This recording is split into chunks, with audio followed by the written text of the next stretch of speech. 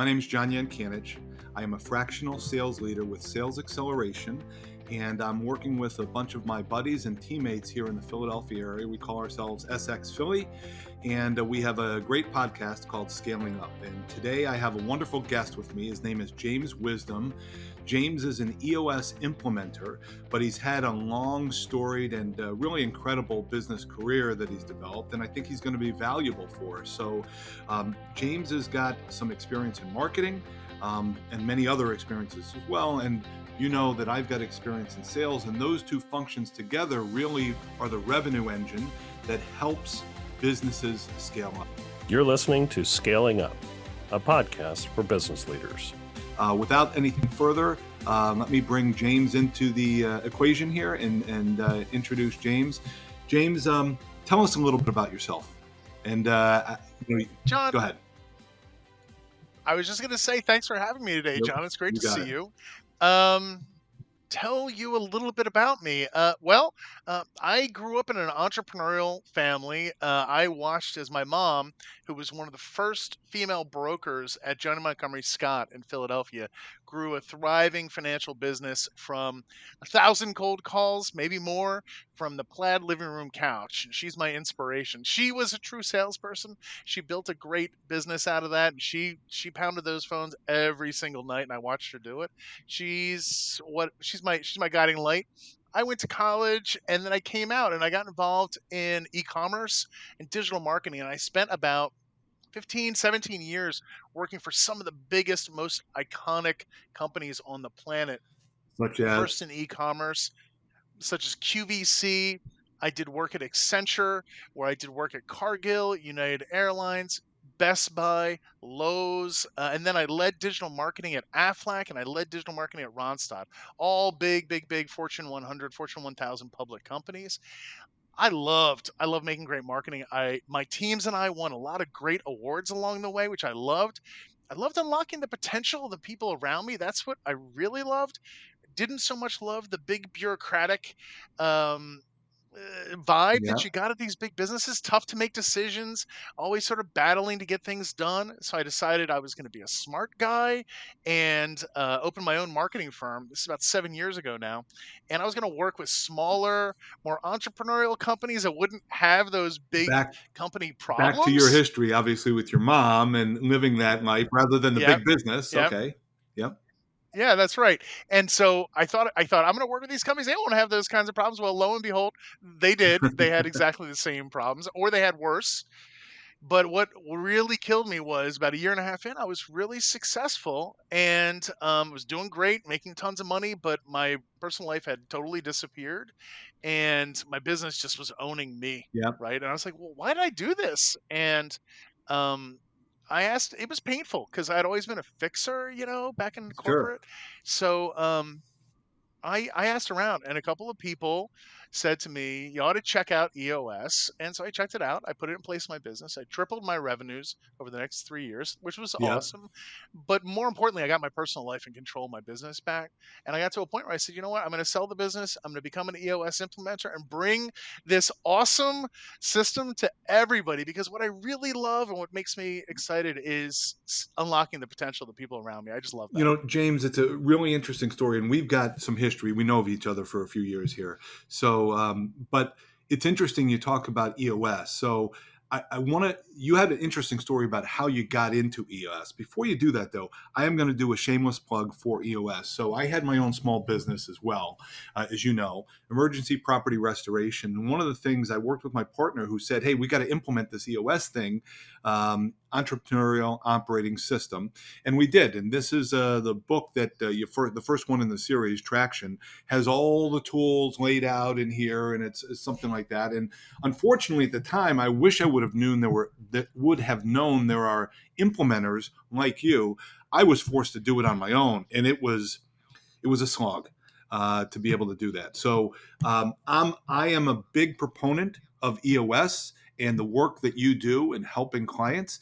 So how were you actually introduced to, like you said, a couple of friends said, hey, this will help you get control of it, Yeah. but it wasn't like, oh, you saw it and just implemented and it just worked right away. Tell us a little bit about, how you the journey you had to find EOS. Honestly, I knew a guy in my network.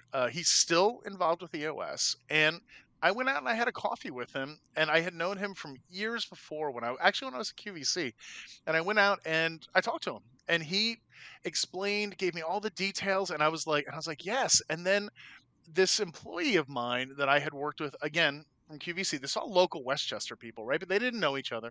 But this employee that I had, and this is more recently, um, he I was talking to him completely not about business, not about anything, just catching up with an old friend. He said, you ought to talk to my wife, and she's an EOS implementer.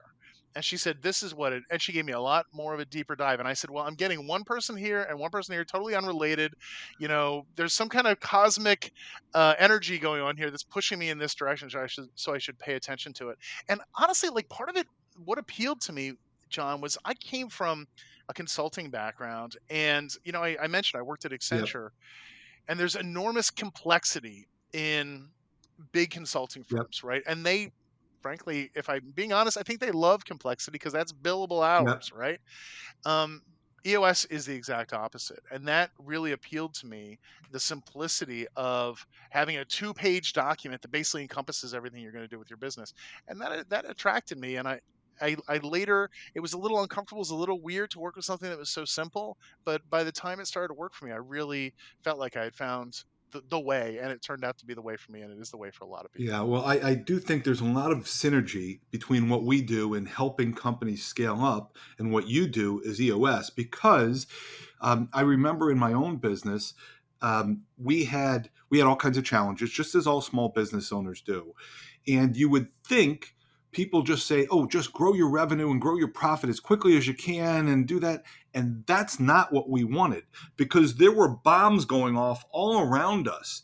And getting Yeah, control of your business and making things consistent so that it was stable, so that you know it would be working the next day was actually the number one interest that we had. So we wanted to scale, we wanted to grow quickly. However, we needed a system to help us make sure that things weren't going to blow up the next day.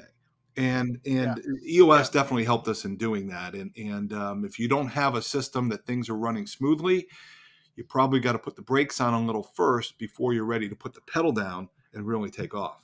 So EOS yeah. is, Well, I mean, you don't want to get into a situation where you're selling like a madman, and you don't have the operational power to be able to actually fulfill that. Because then what happens, right? You have a ton of people coming in the front, and I've actually seen this with my clients.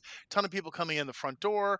The service arm of the business can't support them, and then what do? They turn around and they walk out the door because they're not getting what they expected. They're not getting the service level they want, and you're not actually able to fulfill on the promises that you as a salesperson might be making to people. Oh yes, we'll do this in this amount of time. Well, it turns out they can't do it in that amount of time. So yeah, you got to have the operational guts to support a powerful sales organization in the business for sure. If you are ever going to really properly scale yeah. up. So you've had all these experiences in marketing, consulting, big companies. Now you've been exposed to many smaller companies.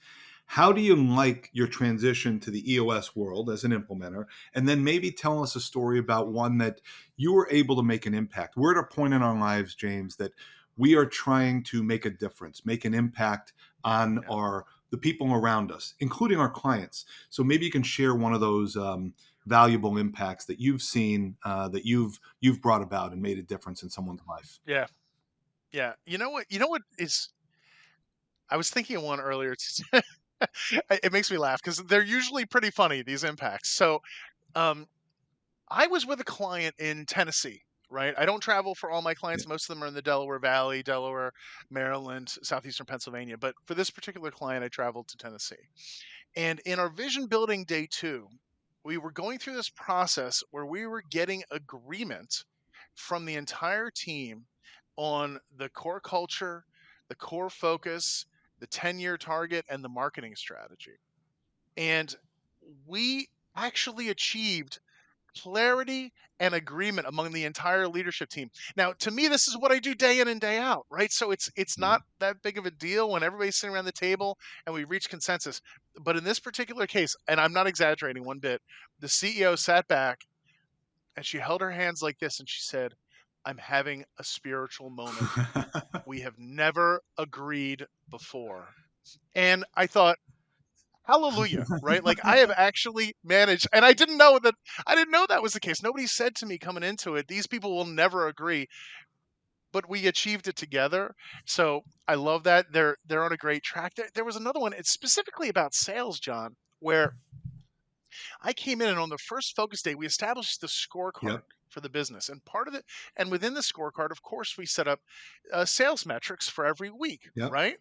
And they were talking about this guy Randy that was on the team. This is a large construction firm. This guy Randy, they were saying Randy's great. Randy's selling this. Randy's selling that. Isn't Randy fantastic? And I'm like, all right, great. I love Yep. Randy. Randy's got some goals now. Randy's going to reach those goals. Well, they left the room. 30 days elapse. I get back together with them, and they tell me Randy's gone. And I was like, why is Randy gone? You loved Randy. What happened to Randy? And it's because Randy, when the scorecard came out, Randy didn't track, wasn't doing the actual work, right? He was projecting himself as a great salesperson into the organization. He was great at selling himself, and this is my client's words. He was great at selling himself within the organization, but he wasn't so great at actually landing business, and he wasn't making the phone calls. He wasn't doing, and that was not exposed to the leadership team until they saw the scorecard and they knew he wasn't hitting it. So And that gave them the ability to make a decision that they wouldn't have been able to So make they before. use data to measure actually the progress, whether it was the number of calls, the number of meetings, the number of proposals, or ultimately the number Yeah. of deals that get closed, the business that's brought in. And once that metric got put in place, that's one common issue that I see is that businesses often they say, I don't like, not different than Randy. I don't like what my sales rep is doing. I don't think he's being successful. And the sales rep thinks I am being successful. And they don't even have a quota for him. They don't even know what he's supposed to achieve. So, how can you measure that or not? So, using data and metrics to help assess progress is critically important. So, you hit on something that's a It's a common huge issue. deal. Well, the other thing I've seen with my clients, John, is that like they have like activity-based Yep. metrics where it's like somebody's got to make X number of phone calls a day, but then they don't really measure downstream success, right? So the hypothesis that that implies is that if I make 100 calls a day, it's never 100, Yep. it's maybe it's 25, Yep. right? If I make 25 calls a day, we think the hypothesis that's implied by that is that maybe three, maybe even one will actually convert into a Yep. sale, right? But if they're not tracking that conversion rate and somebody is literally just a robot on the Yep. phone calling people saying the same thing and none of that is actually converting into business, Yep. then what are you doing? Right? You're not saying the right thing. You don't have the data to, and I've said this to my clients. Well, you have to have that downstream because if that activity isn't turning into revenue, you're wasting your Yeah. time, right? You're wasting your time, you're So wasting your yeah, money on I a see that a lot. salary Yeah, that you're paying somebody yeah, and they're not being productive. So I know that is a critical element of EOS too. One of the data component of the yep, six pronged wheel, so to speak. The data component is super important. And if you're not measuring it, yep, how do you know how well are you above water or are you below water? And that's yeah. critically important. What else have you seen, James? You work with a number of different clients. You work in a unique way and help them implement the tools of EOS, but you've got to see all Yep. kinds of issues that are going on, whether it's financial, whether it's HR, operational, or even sales related. So maybe you have Yeah. another sales Yeah. I mean, related type of issue. yeah, I think that one of the things specifically related to businesses that are trying to scale up is process, right? Is that they and I see this regularly where they haven't really defined they haven't defined their HR, they haven't defined their marketing, they haven't done their define what we call within EOS their core Yep. processes. Because once those core processes are defined and they're clear and they're being followed by everybody in that corner of the organization, let's just say it's the sales team, then you've got consistency and scalability. You're able to do more, you're able to do faster, and you're able to iterate, right? So if we go back to that example I mentioned where it's like activity based, and I'm talking about a specific client. I worked with a client, a recruiting organization, amazing mission out of DC, and they had a sales team of 5 people who were banging phones, banging phones, banging phones, but very few sales were actually coming out because they didn't have a process to be able to say, well, what's successful and what's not, right? If you don't have that core underlying process and you're not tinkering with that process, testing that process, iterating that process day in and day out, and they weren't doing that. They were making an assumption this should work and it wasn't working, but they weren't tracking it closely enough Yep. to say, well, guys, this isn't working. We got to fix this, right? So I see a lack of process as a really big issue in almost all organizations that are trying to scale. And I'm not saying the big user manual, right? I'm saying like just get it down in a bulleted sheet. Like get 20% of the steps done so you get 80% of the way Yeah. there so that everybody knows what the basics are and they can hit those basics without having to kill everybody with a giant user manual that nobody ever reads. It's interesting, James. So people often think about, I'll simplify it a little bit, but people think, oh, you're either a great salesperson or you're not. You're born with it. And those are the people that think, okay, people that are extroverts, that have the gift of gab, they're going to be whatever. So it's an art, so to speak. And I would argue it's actually at least 50-50, but probably more so science more so than the art. And the science is the process that you're talking about. And it manifests itself in a number of different ways. So one of them is, a sales owner, a business owner wants to increase sales and wants to get out of sales. So their conclusion is, I'll just hire a salesperson. Doing that almost never works. And a big reason why is because they don't have the strategy and the processes, I'm going to call the infrastructure, that they need to support a successful sales effort. So I think you're right on point. If you don't have process in place, if you don't have the science component to go with the talent, the art, you are very unlikely to find success selling because you've not set the organization up for success. And I always encourage business owners, get that in place before you start hiring your salespeople or before you hire the next one. You know, John, I see this with many clients, right? Where oftentimes when I go in, their head of sales is the CEO, right? And the company is reaching a point where the CEO can't do the CEO stuff, can't be the visionary for the organization, and run sales concurrently at the same Yeah. time effectively, right? He's done a really good job. He's built some great relationships. The business is thriving. Absolutely awesome. Great job. But now it's time to get down to like this being process. What do you recommend? Like, I think that there is an urge, right? Oh, we'll just hire a guy or girl who's, a reasonable rate, some young gun out of college, throw them a good commission structure and maybe some base pay and have them pound the bricks and try to bring in the bread and butter. But, you're saying that's not a great approach. Frankly, I'd love to hear like what you think Yeah. businesses that are in that situation that want to carve off a lot of that sales effort from the CEO who's also doing sales and hand it to somebody. What's the best way to do Well, that? so I'll first say, if you have expertise in an area, it's always good to get other ideas, but use your expertise. But I will tell you from my experience, at least 95% of business owners don't have true expertise in sales. Yes, maybe they've grown a business because they care about it more, because they own it, because they have some contacts and they've been able to do it themselves. But as soon as they start to say, let me move to somebody else taking this function on, there's a couple break points. There's a couple ways it fails. So one of them is, which is the most obvious, that they say, yeah, I probably don't know how to identify the right talent. Okay. And I've interviewed in my career thousands, if not tens of Yeah. thousands of salespeople. Okay. So I've seen a lot of good and a lot of not so good. Right. Wow. Yeah. But business owners, maybe they've interviewed 2 or 3 or 5, and the people they've interviewed are somebody's cousin, somebody's whatever that was introduced to them. They didn't go through a recruiting process to find the right person. But I'll tell you, even more important than that is the elements you got to put in place. So you've got to have a strategy in place that includes things like, how am I differentiating? What is my value proposition? Who is my ideal client? A lot of the things that actually coalesce with marketing, right? So you have to have a, Yep, a that's true. market vision and what you're going to do there. And then all the messaging that's created, those are strategic elements about how you're approaching the market, because you may change based on competition. You may change based on the market dynamics, government, regulatory type of things. You may change how you're competing.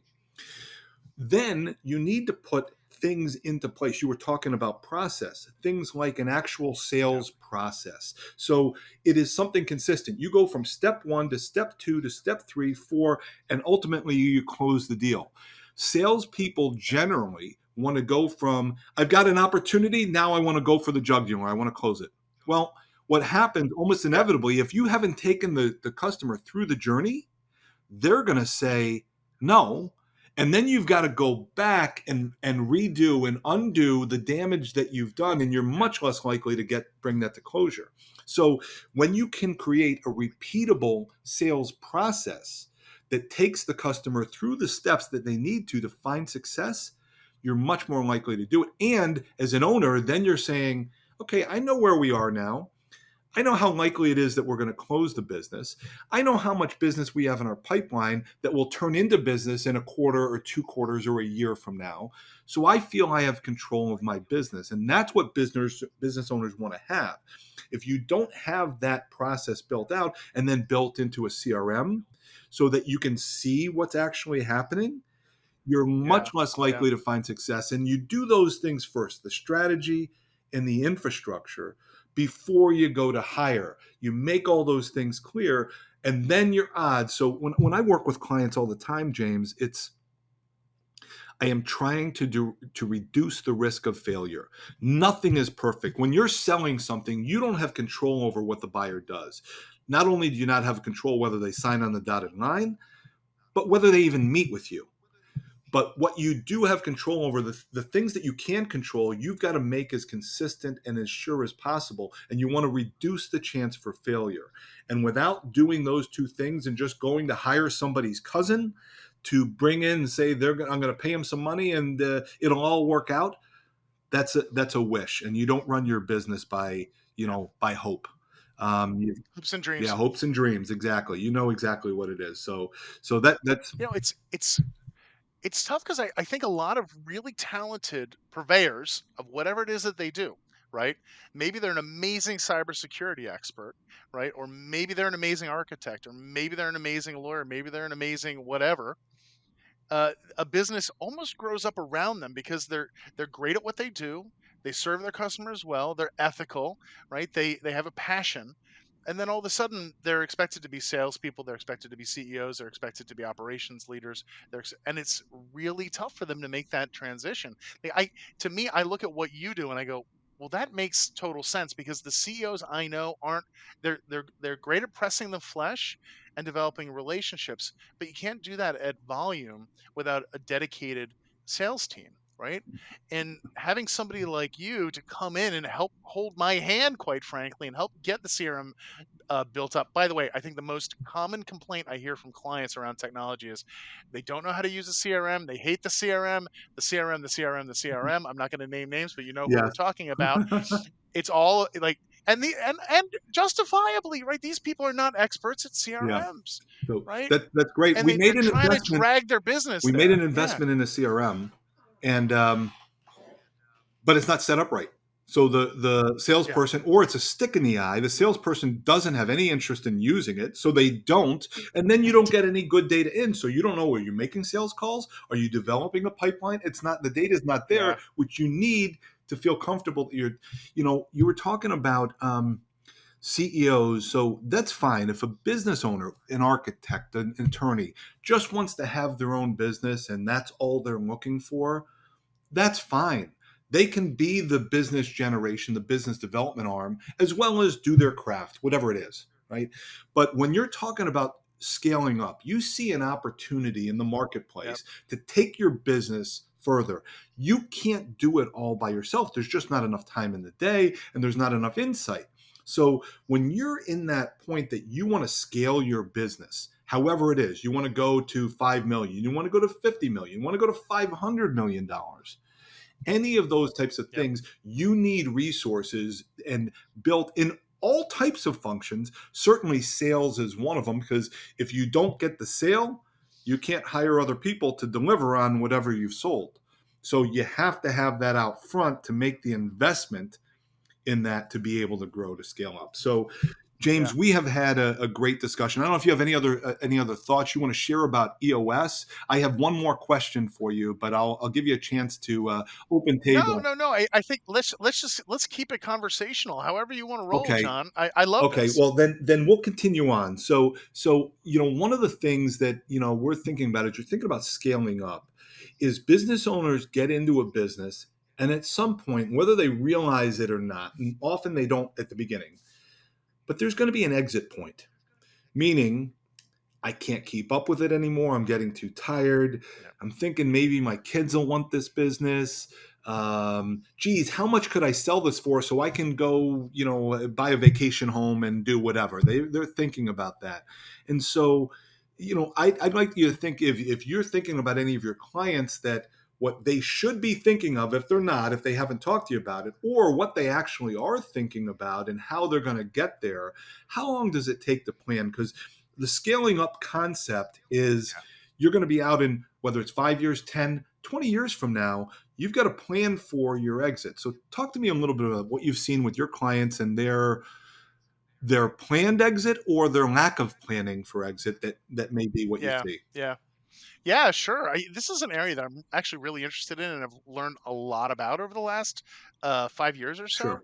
which is I think the stat is that 70% of businesses are sold as a result of a life event, and I think I'm not going to get this list right, but close enough. Death, divorce, lawsuit, those major events that force somebody to sell a business, right? And the other stat that actually, there's two more stats, right? One is that there are people exiting, if I'm not mistaken, $10 trillion of businesses are exiting in the next 10 years. So holy Yeah, crap, that's a that's a lot. lot. And of course, there's a whole boomer generation that's they're retiring, they're moving out of their businesses, and they have to exit, right? Yeah, it makes sense. Look around you, right? And the third thing is that what the big thinkers in exit, right, like the Exit Planning Institute and a couple of those other big Yep. organizations, what they recommend is that in order for you to get maximum value out of your business on exit, you should be planning for that exit at least 2 years out, right? Yeah. And part of that is like a very thorough assessment of the business up front, identifying business process opportunities that you need to make, and a number of other steps in order to maximize value on the exit. Now, we actually fit in really well with that I was going to process. ask you EOS about does. EOS. So, what Yeah. tool do you Yeah. have, or what process do you put in place that helps them start thinking about more than tomorrow's work, so to Yeah. speak? Yeah. It's interesting because there's not a tool within EOS to get them thinking about exit, Yeah. right? And it's a little bit tricky too, right? Because exits, they have to be discreet in many cases, right? Yeah. You don't necessarily, if you're an owner, or a partner or a co-founder, you don't necessarily want to be telegraphing to your entire leadership team that you're thinking of an exit. Yeah. So what happens in a lot of cases is I'm having one-on-one conversations with leaders and owners, the head people of the organization, and I will occasionally broach the topic. What's your exit plan? Right? Because some of them, they clearly are thinking about it. Some of them, they're not. And then they start to talk about it. I'm not sure what to do. I don't know who to talk to. Should I contact a broker? Like a lot of them, I think, are still taking a very traditionalist Yeah. approach, which is I'm just going to find somebody to sell my business when I'm ready to sell my business. This is my nest Yeah. egg. And then a lot of times I'll say to them, I say, that you really want to plan further out because you'll get much more value for your business. And there's a million different ways to finance this whole process that are really, really good in terms of being able to extract equity out of the business over time, as opposed to one big fat sale and walk away. And some people are going to want to do that, but there's a million different options Yeah. there that a lot of times they're not thinking about. They're just assuming it's going to be a big fat sale, walk away. Well, if that's true, if that's how you want to roll, let's make that big fat sale as big as we possibly can. And EOS fits into that. We usually get, I think anecdotally, something like 4 times valuation when we're I involved. know EOS is really valuable, and I'm going to give an example actually for you, James, and to praise EOS again. So when I got into my own business, this is 2014. Um, I knew it was an emergency property restoration business, and that industry I know was going to go. I knew back at the time was going to go through massive consolidation. It was housed with a bunch of franchises that were usually typically small and mom and pop shops. Okay, and there was going to be massive Hmm. consolidation, just like there was in banking or pharma or many other industries. And it's true, it happened. This is 10 years ago, 2014. So I knew what was going to happen, and I knew we wanted to consolidate, build out, and then be gobbled up by somebody that was big, that was a private equity company. And that's exactly what Sure. happened. 9 years later, so a year ago now, 2023, we sold our business, and all is good. But I remember that's why I got into the business. So I was thinking about the exit and it scaling up and how we were going to scale both organically and inorganically through acquisitions and through growth of our product line and the types of services that we offered. But we use the VTO. So the tool in Hmm. EOS, the Vision Traction Organizer, and we used it. And one of the things it had on there was a 1, 3, and 10-year plan. And that got us. Now, we were already thinking this way, but many business owners that I work with, that I've introduced EOS to say this is, and some of them you're aware of, I've explained, some that we may Yep. work together. They think they can maybe think about, okay, what's happening the rest of this year? What's going to happen in a year? But it's difficult. They can't even forecast their business. They don't have the processes in place to forecast what their next year's revenue is going to look like. That's scary. Let alone what they want it to look like in 10 years. And it's a very difficult tool. But EOS in the process forces you to start thinking that way. And I think Yeah. that is incredibly valuable and powerful for business owners because they're generally not. Now, I knew, having come from big business, that this is why I'm going to make an investment in this company, because it's going to be worth something more than that 5, 10, 15 years from now. Yeah. And In the future. yeah, Yeah. and 9 years later, we sold the business and everything, worked out well. But the Vision Traction Organizer and the 1, 3, 10-year plan helped us Yeah. really frame up what we were looking to do in the folks. And our goal was scaling up. It was taking a Yeah. between a $5 and $10 million business and making it a $30 or $50 million business.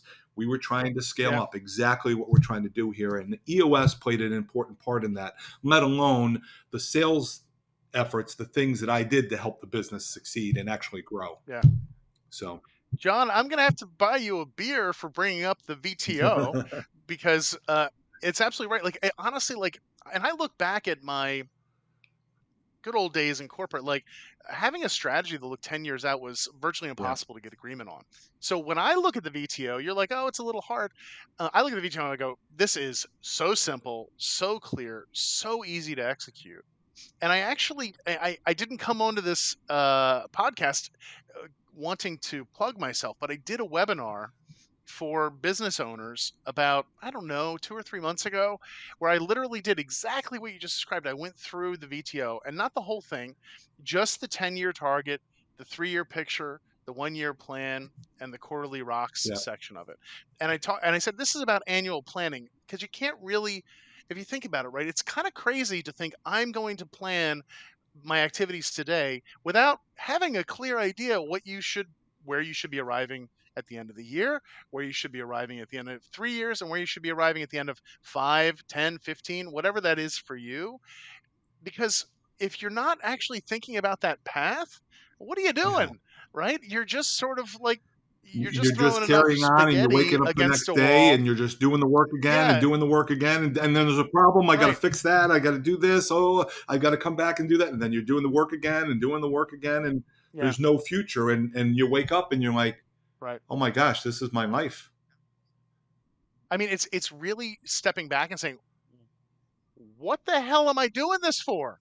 What do I want out of my business? And like Yeah. being honest. And I actually say to the audience in this webinar at the very beginning, hey, listen, write down one sentence. what do you want from your business? And there was a guy on the webinar who said this. I'm looking to exit in 5 years. Great. Now you know where you're going. Now you know where you need to be in 3 years. Now you know where you need to be in 1 year. Now you know where you need to be next quarter in the next 90 days in order to get Yeah, there. But if you don't actually say that and write it down and say, this is my goal, you can't it reach it. doesn't happen. Right? What's that Yogi Berra quote? Like, you have to be careful if you get lost or you'll never get there. Something like, I don't remember. But in any case, Something you like that. understand what Yes, I'm saying, I right? certainly do. Okay, so just a couple more questions for you. I've enjoyed this time Okay. tremendously, and I'm sure we'll get a beer at some point Me too. as well. So one for you in EOS, focused around scaling up. Okay, another tool. Yep. So I'll get you thinking about that can help a business owner prepare themselves to scale up, or something that gets them towards their exit that in a much better way than where they are. And then I'll ask you for another client that you've worked with, maybe in your opinion, what the biggest sales challenge is for a business owner trying to scale up. So you've seen a number of Yeah. different clients, you've had your own work, but so one that a tool that maybe you could educate the listeners to, that EOS could help prepare them to scale. And then the biggest Yeah. challenge, sales wise, that you've seen that maybe I can give some feedback and some thoughts on. Yeah. I mean, absolutely the tool that everybody should start with. It's available free to download online. There's blogs about it. There's the book, right? Is the VTO, right? That's the guiding light. If you don't have that piece in place, all the other EOS tools sort of shrink away, right? Yeah, the scorecard's important. Yeah, the meeting structure is important. Right people, right? These are all really important. But if you don't, the VTO is really the glue that holds all that together. And it's one of those things that, like, if you do nothing else, right, do the VTO. And that's what I recommend, particularly to people that are in startups. I guide them. I provide my services for free to a couple of startups and a couple of nonprofits. Yep. I get them on the VTO first because in many cases they're not big enough to start doing the people tools yet. But when they grow, we bring them into place. But the VTO is huge. The other thing is, I think about the client question that you had. I think that what I think about a lot, and what I think people forget about is, what is a business? But like, you have a group of people moving toward a goal, right? That's it, right? If you literally say, what is the most elemental definition of a business? A group of people moving toward a goal. Now, I think 95% of businesses, the people, they're going like this, right? They're all over the place and there's energy, and it's a Yep. mess, right? So all that we do at EOS is we bring all that energy into the same alignment toward the same goal. That's why the VTO is important. That's why it's important for exit, and that's where I have my breakthroughs with my clients. Like, I had a client, an architecture firm that I literally was in the vision building day, about halfway through the vision building day, and the COO stands back, and she sits back and she goes, "Oh my God, I get it!" Like, all of a sudden, like, everything came together for her in one spot.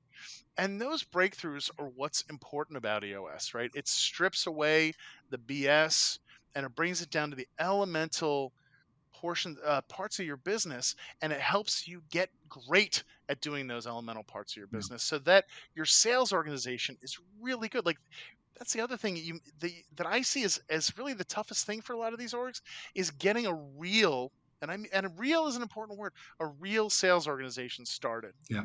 right? Getting that is so hard because I think that in a lot of cases you have pretenders in there, like people that sell, like I mentioned before about Randy, Yep. sell themselves really well internally but don't bring any Yep. results, or you have just confusion.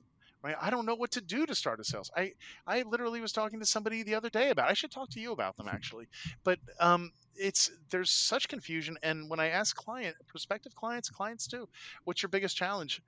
95% of them say growth and sales. Yeah. That is a very, very common thing. And it's business owners find success, or they don't, they go out of business right away. But if they're still in business after a couple of years, they have done some things on their own to build a business. It's one, it's got to go beyond them. And as you describe it, I say the same thing, a real sales effort, meaning I'm going to hire somebody else to sell. I'm going to hire somebody to manage a sales team. I'm going to do all those kinds of things. Yes, you got to have their strategy in place and all the processes and infrastructure, but you've got to get the right people on the team. Do you know Yep. how to do that? You got to make sure they've got the right skills. So do you know how to train? Even if you have somebody that has been a sales leader before, can they train? If they can't. Yep. And then the last piece is really the sales management, which an owner doesn't want anything to do. They want to have some insight into what's happening, but they don't know how to get the best out of their business and the people that are there. Almost all the time. There are some that are great coaches, and that's how they've grown up. In fact, that was actually my why, what I'm doing. I love coaching.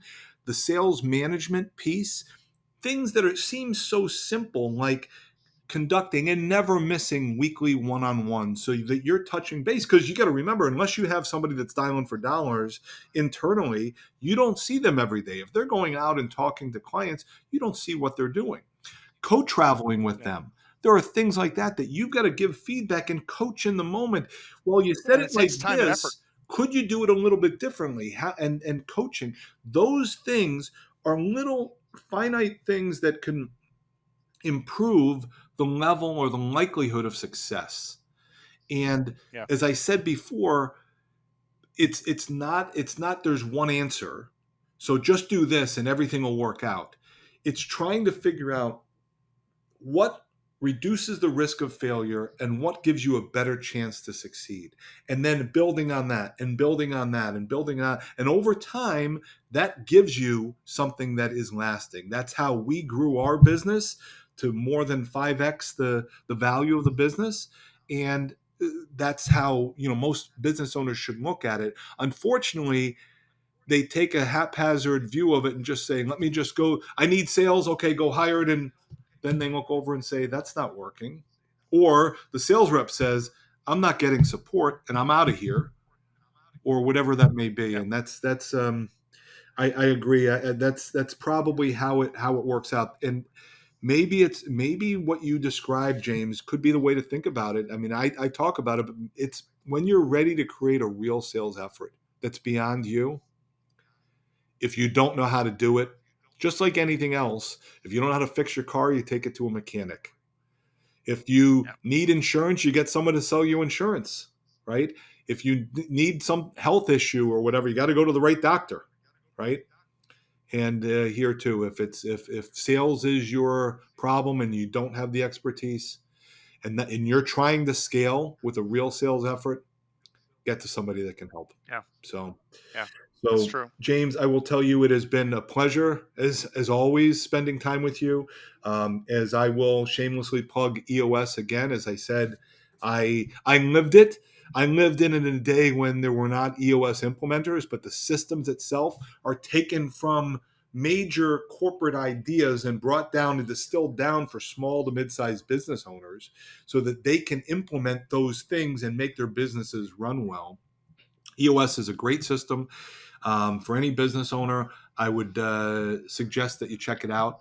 And James is a great implementer. I've actually referred him to one of my best friends, a guy I wrestled with, and I'm hoping that James can help get some structure, some clarity, and some improvement and consistency in his business. So I Yeah. really appreciate Yeah. your help, James. John, thank you so much for having me. And I want you to know I'm grateful just to know you. Mm. You do what you do so well. I consider, honestly, I feel privileged to be able to refer you to my Mm. clients because exactly what you just said. They're struggling, they're having a hard time. And I say, you know what? Give John a call. He's really knowledgeable in this and can provide you with the path forward that you can feel really confident in. You're great at what you do. And I really appreciate you having me on this podcast, and I just appreciate you. It's good to work with other experts that know what they're doing, aren't stumbling around in the dark and making it up as they go along. You've got it together, and darn it, I like that about you, John. Plus, you're a great guy. You are very, very, very kind, James. So I thank you very much, and I thank you for your time. And I'm looking forward to the next My time we're pleasure. actually together. So, hopefully everyone has enjoyed this session with James Wisdom, EOS Implementer. I know I certainly have, and enjoy his friendship and his leadership and his expertise. And if you want further information about anything that you've gotten from the podcast, certainly just make sure you communicate with us here at SalesX Philadelphia. and we will help you in your progress to scale your business. Thanks very much, everyone. Have a wonderful day.